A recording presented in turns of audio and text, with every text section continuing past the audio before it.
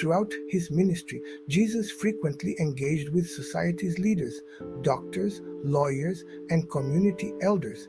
These interactions were not just moments of teaching, but opportunities to challenge the status quo and reveal deep spiritual truths. Today, we look back at these profound encounters to understand the psychology, strategy, and spiritual significance behind them. Doctors and lawyers in Jesus' time were respected intellectuals, often admired for their knowledge and understanding of the law. Jesus, however, was a simple carpenter from Nazareth, yet his words captivated the learned and unlearned alike. What was his strategy? How did he speak to such powerful figures, often leaving them either in awe or furious? By distilling the entire law into these two commandments, Jesus simplified the complex and often legalistic debates that occupied the minds of the learned. Instead of being drawn into endless discussions about legal intricacies, he pointed them toward love, both for God and for others. This strategy was not just revolutionary, it was disarming. Jesus frequently answered questions by revealing the heart behind the law. He used logic that transcended human understanding, pointing not to legalism but to compassion and justice. His answers exposed the gaps between man-made traditions and God's intention for the law. Jesus employed several psychological strategies during his conversations with these leaders. He used a method of questioning that often turned the inquiry back onto the asker, revealing their motives. His answers were layered with simplicity and profundity, ensuring that everyone present could understand. This strategy cut through intellectual arrogance and pierced the hearts of those truly seeking the truth.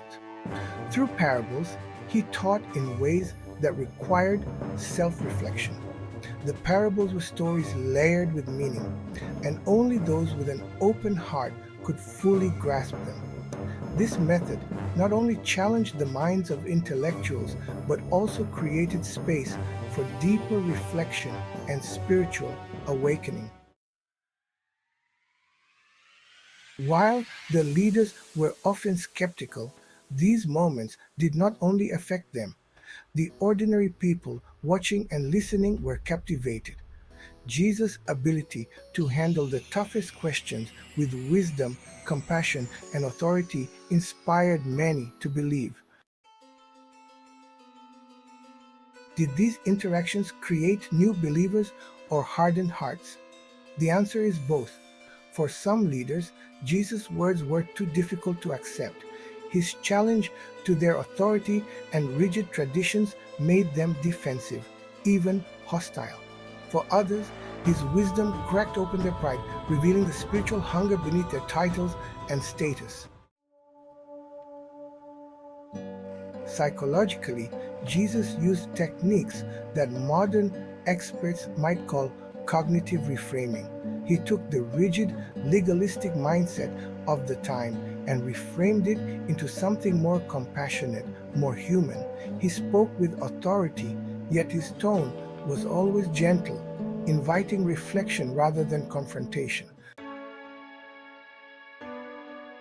Jesus' engagement with the intellectual elite was about much more than proving a point. He showed that true wisdom lies not in the head, but in the heart.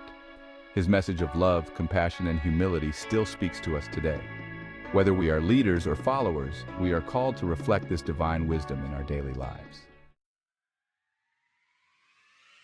In the end, Jesus' encounters with doctors, lawyers, and community leaders were more than debates.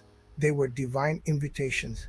Invitations to rethink what it means to follow God, to serve others, and to live a life rooted in love. The question is, will we accept that invitation today?